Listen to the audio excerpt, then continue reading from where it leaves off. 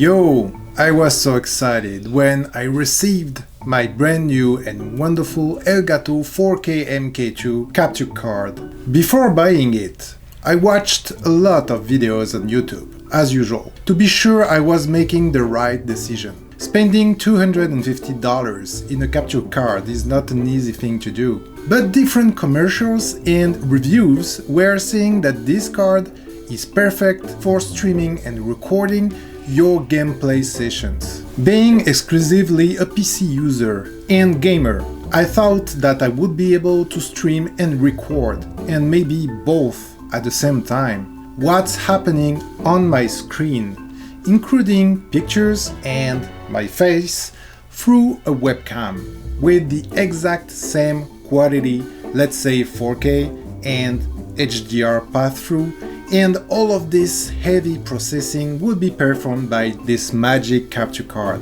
This black box that I didn't know well, at least until I received it, unboxed it, installed it, and started to use it. Well, I ended up being really disappointed. The one I tested is the Elgato 4K 60 Pro MK2, but the hint I am about to share with you could be applied to any capture card. So let me explain myself.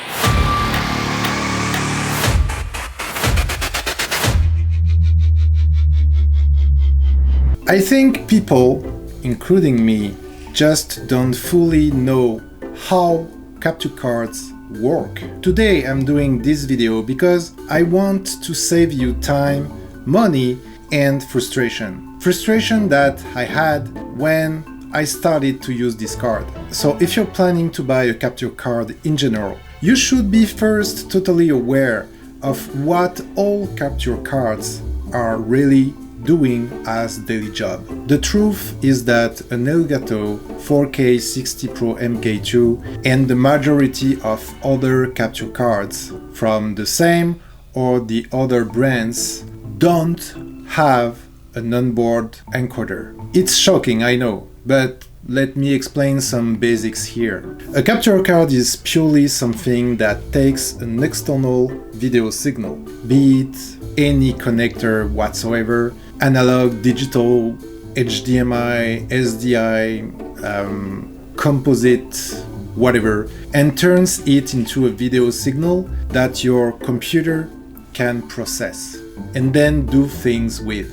Ultimately, it is your computer that's doing that processing of this signal. So you understand what I mean here. And I will be super and extra clear. A capture card doesn't do anything with the signal other than tweaking it a little bit and turning it into something that your computer can use, period. Let me repeat, period. Against the common belief, the majority of capture cards available on the market don't have any onboard chip encoder at all. Brands or anyone saying the opposite are just liars. There are a wide variety of capture cards available on the market that do different things, but all the capture cards could be Elgato or other, just to mention the most famous one, work the same. So forget the hopes you've had to offload your PC resources, hardware like your CPU or your GPU, and get all the power available to increase your FPS in your gameplays. I don't know if you mentioned, but I said the word majority when I talked about onboarding encoder chips. And I did it on purpose. The good news here is that there are some exceptions. And yeah, you can find an onboard encoder chip on some Avermedia capture cards.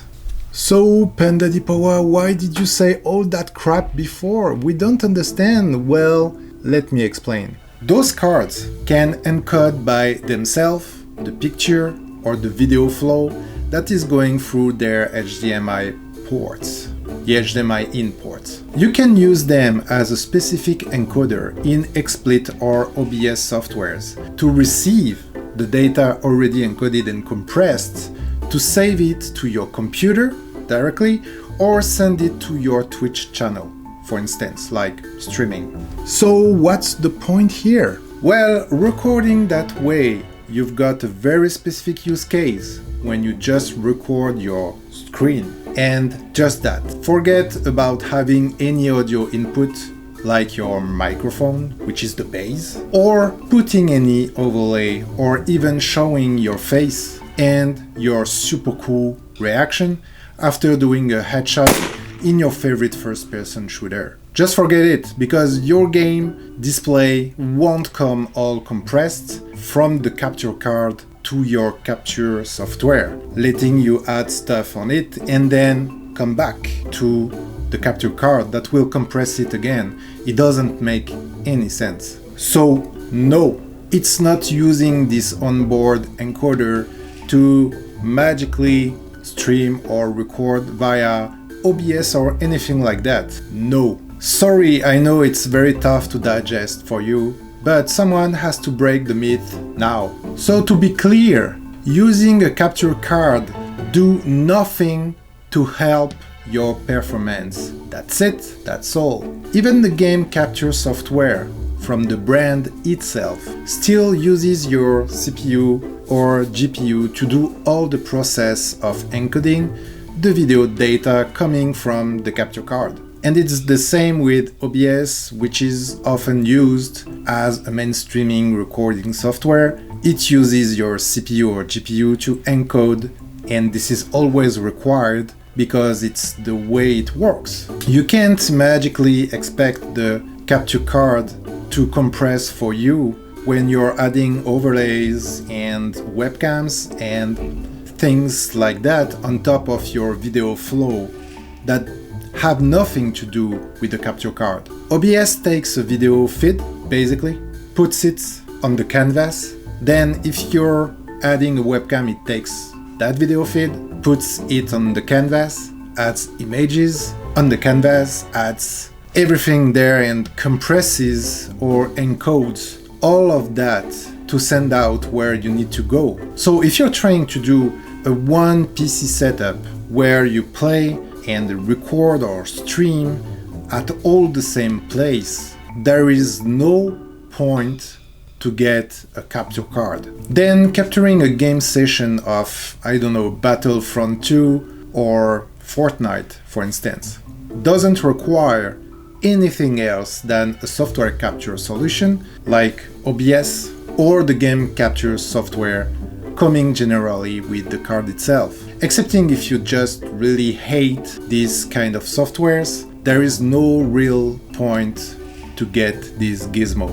Don't get me wrong, if your goal is to offload your main PC for streaming or recording with another PC, onboarding a capture card and doing all the process there, or if you're playing on consoles and then you want to use your main PC to record or stream what is directly coming from the consoles or the console itself, a capture card is definitely the way to go. The good news is that the Elgato 4K Pro MK2 is a great capture card that will do 144 Hz with 1440p resolution, and pairing it with an NVIDIA GTX 1660 should be enough on a dedicated PC to record or stream your gameplays. Actually, in February 2019, NVIDIA released the GeForce 16 series of GPUs, which utilizes the new Turing design. So as you can see, you don't need a 3000 something whatever card to handle a good stream or record correctly what's happening on your screen. But keep in mind that the video card and the capture card don't work isolated. You need a motherboard, a CPU, memory, let's say at least 8 gigs, a power supply, a keyboard, a mouse, a Windows 11 running on it, and other stuff. So a complete PC that will cost more than what you think. So first, think very hard on what you're trying to achieve here. I talked about NVENC previously. NVENC tech that you can find on NVIDIA cards is close to a fixed function hardware device. It is a dedicated encoder chip found in the main GPU of an NVIDIA graphic card, which can encode H264, HEVC, often referred as H265, or HEVC with HDR, which brings more colors to the display. We're talking here about 10 bits color range. X264 and X265 are the equivalent encoders but software. So it means they are done on the CPU directly. At high bitrate, they're about equivalent, but because X264 uses the CPU instead of the GPU, if you want to keep your CPU free for other tasks, you might prefer to use NVENC over X264 for high bitrate encoding. And it's exactly what I recommend you to do if you're planning to use a single PC configuration to stream or record your gameplays. Use the NVENC chip by telling your capture software to use it. It's really easy to set up in OBS or any other software. I have personally an NVIDIA 2070 Super, and I generally stream at 1440p, 60 fps, and at 15 megabits second any game with no drop frames, zero. It will cost nothing to you. The chip is here, dedicated, meaning it won't impact your overall gaming performance, so you keep the same latency in your games, the same chances to do headshots in your favorite first-person shooter, so just use it. Why am I talking so much about headshots? Am I frustrated? And not to mention that not using it won't improve your game performance, because the chip, the encoding chip, NVENC, is totally isolated. You understand what I mean? But using X264 will definitely impact the CPU for sure. And then directly the game you're playing, and you will then be frustrated because of your FPS dropping. You see what I mean? Yes? No? And I wouldn't talk about X265, which is totally killing the most powerful of the latest CPUs. As a last hint, there's still plenty of softwares on the market that can be used, at least to see what encoders are available on your graphic card, and also to record and stream, because it's the goal here, right? Quickly, I will throw here some names like OBS, as I said before already, but there's also Bandicam, Shadowplay from NVIDIA itself, XSplit, and the one I'm mainly using is mirrorless action. I would say that you need to test all of them first, because one streaming recording software could be really great or totally crap on two different configurations, depending on the encoder you're using, your internet speed when you stream, your hard drive I/O when you're recording, your main graphic card, and the encoding chip coming with, if you're using HDR or your games. Okay, just for this one, the HDR support. I had very big headaches to make my recordings and streamings compatible. I ended up with mirrorless action because OBS doesn't support tone mapping, so the capacity to convert 10 bits colors to 8 bits colors. So the final results were just a melting pot of, I would say, oversaturated colors and ugly pictures. Just disgusting. I can talk for hours about recording and streaming, so I will stop now. As a reminder though, I will give you a final sum up. If you want to use the same PC to play a PC game and stream and or record your gameplay, and you've got a good NVIDIA card with NVENC,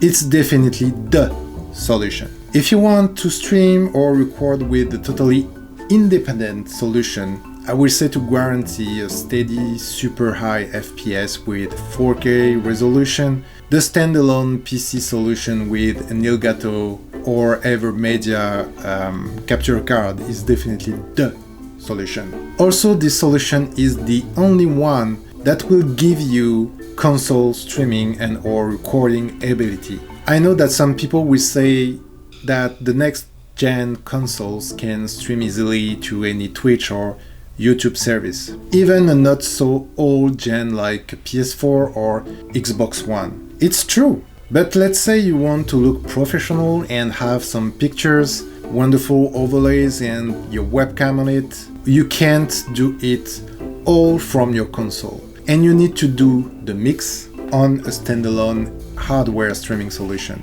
And that's it. Thank you guys. I hope it will help you not to buy this capture card for the wrong reasons. Please hit the like button if you did enjoy it, subscribe for more videos and tech tips. See you.